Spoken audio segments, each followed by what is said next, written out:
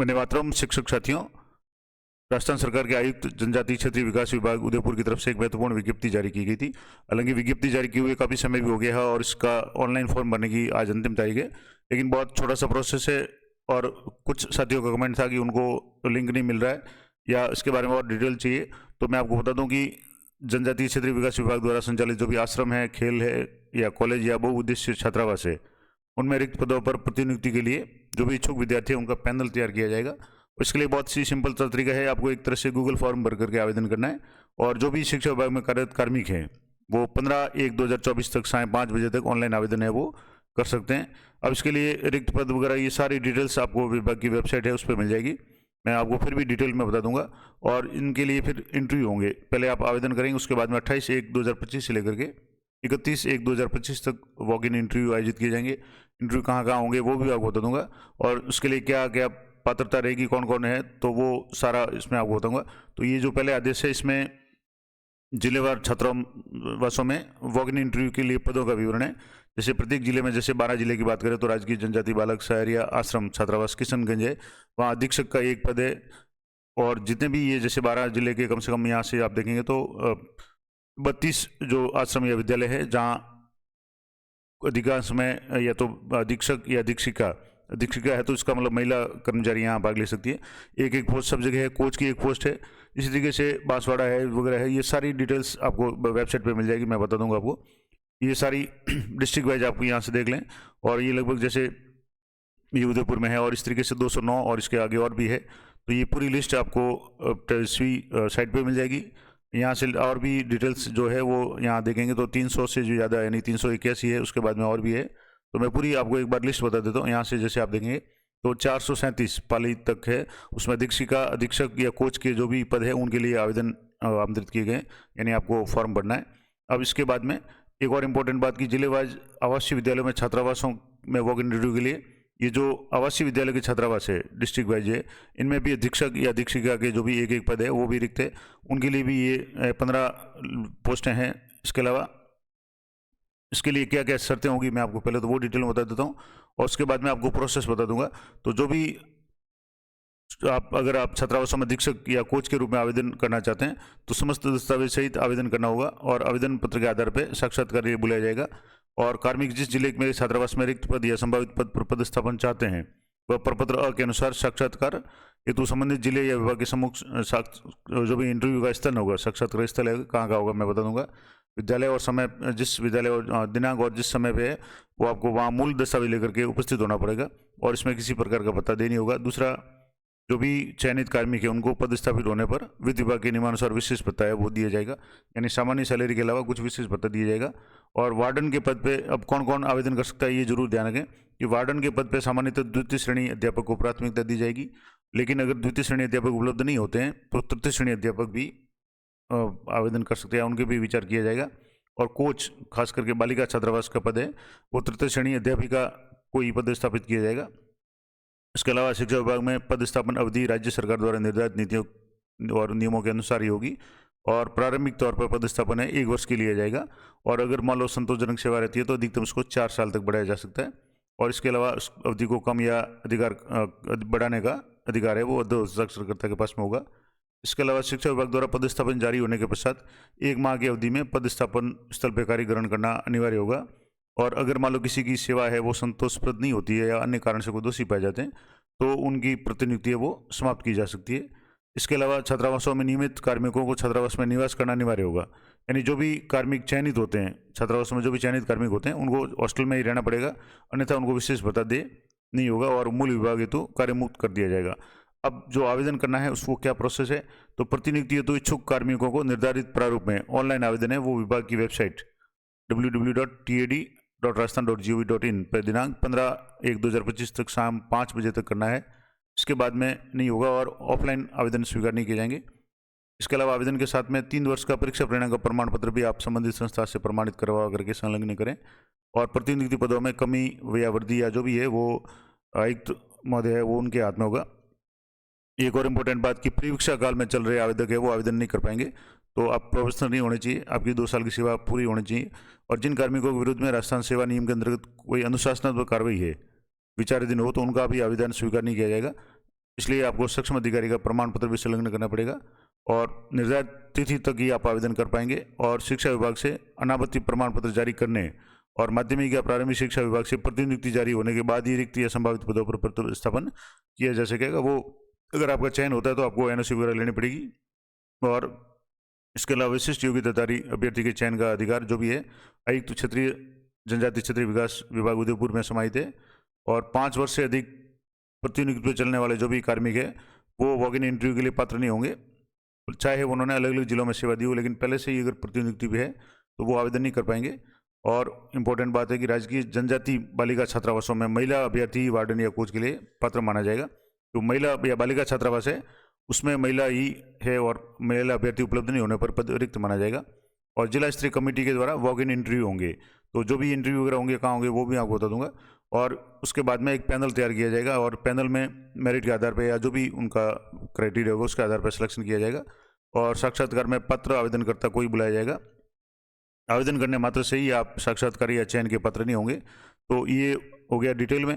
अब आपका साक्षात्कार कब और कहाँ होगा, तो जिला वाइज यहाँ दिया हुआ है कि सलूम्बर और उदयपुर उनके लिए कार्यालय उपायुक्त जनजाति क्षेत्रीय विकास उदयपुर में ये सारे छात्रावास 28 से लेकर के 31 जनवरी 2025 तक होंगे।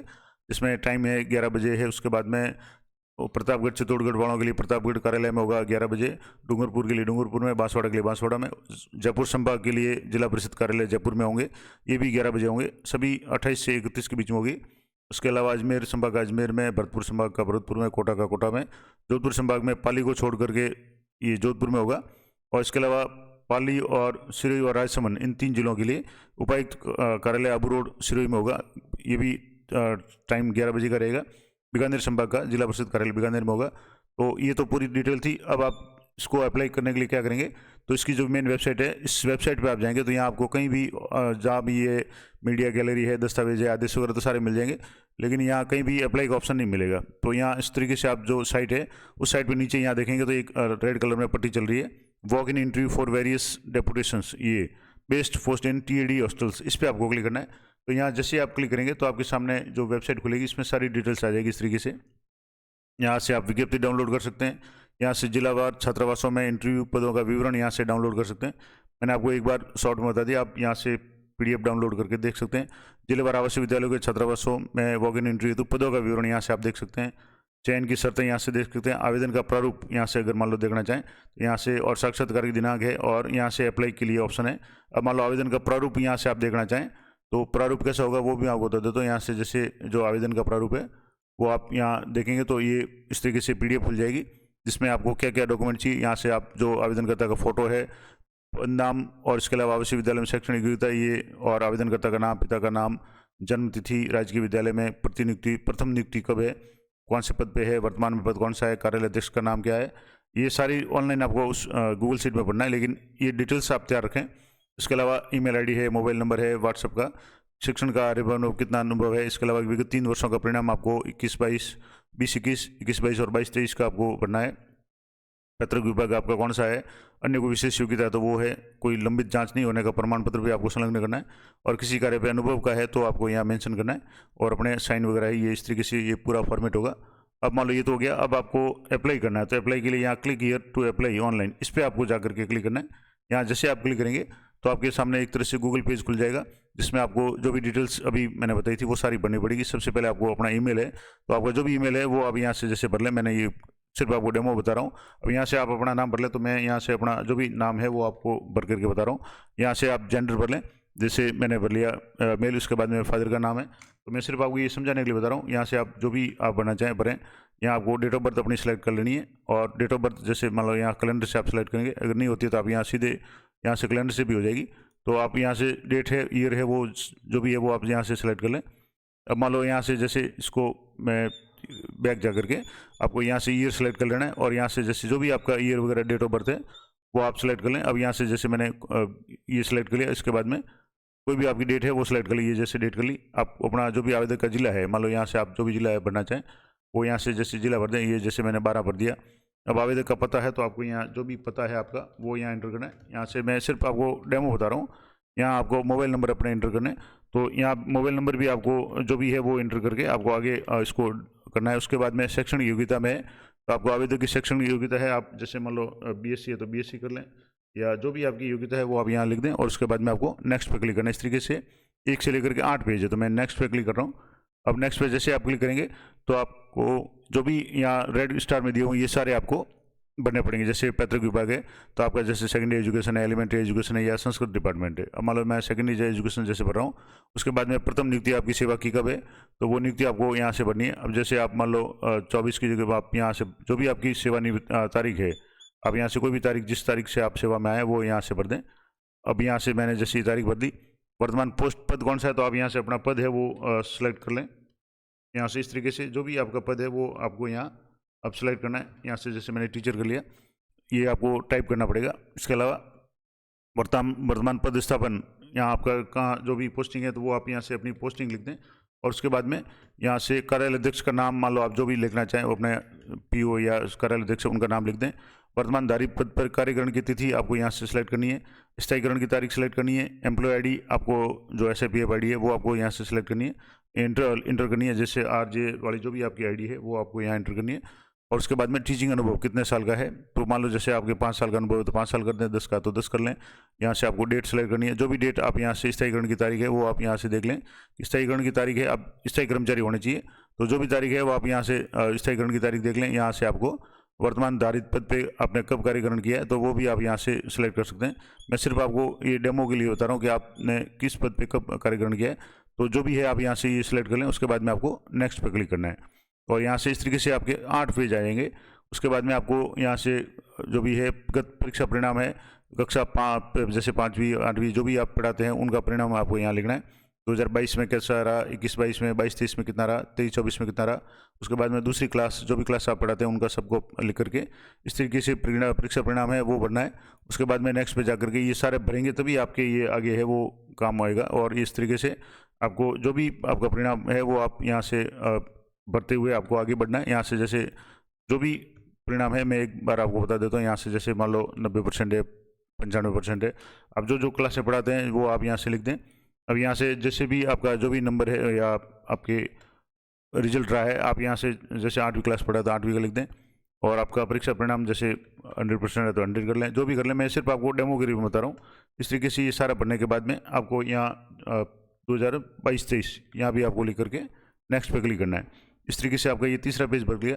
उसके बाद में आपको पोस्ट आवेदित पद यहाँ आपको इंपॉर्टेंट ध्यान रखना है, वार्डन के लिए भर रहे हैं या कोच के लिए, तो आप वार्डन जैसे सेलेक्ट कर लें। उसके बाद में आप नेक्स्ट पे क्लिक करेंगे तो आपको हॉस्टल वार्डन आपको यहाँ से सिलेक्ट करना है कि आप यहाँ से किस ज़िले में आप जाना चाहते हैं। जैसे मान लो यहाँ बांसवाड़ा वगैरह, बीकानेर वगैरह, बाना जो भी है, आप किसी भी ज़िले में जाना चाहते हैं वो यहाँ से आपको सिलेक्ट करना है।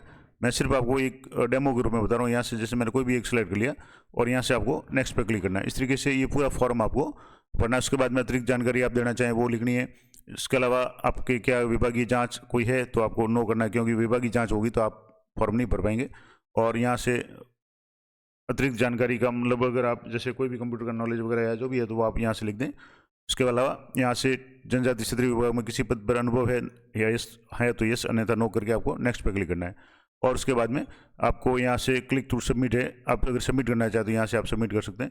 मैं सबमिट नहीं कर रहा हूँ क्योंकि मैंने सिर्फ एक डेमो रूप में आपको बताया। तो ये पूरी जानकारी थी। और सबसे बड़ी बात है कि आज 15 तारीख को आपको अनिवार्य रूप से ये फॉर्म है वो सबमिट कर लेना है।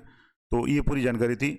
आशा करता हूँ अगली हुई रहेगी। और आज ही अगर आप चाहते हैं तो इस फॉर्म को आप फिलअप करके अगर आप अपने ज़िले से वर्तमान में जिस भी ज़िले में है और आप चाहते हैं कि आप अपने ज़िले में जाना चाहें तो आपके लिए एक सुनहरा मौका है कि आप इसमें आवेदन करके अगर आपका सिलेक्शन हो जाता है तो आप अपने ज़िले में नियुक्ति पा सकते हैं। तो ये पूरा प्रोसेस मैंने आपको बता दिया। जानकारी अच्छी उपयोगी लगे तो वीडियो को लाइक करें। मिलते हैं नेक्स्ट वीडियो में, तब तक जय हिंद, जय भारत।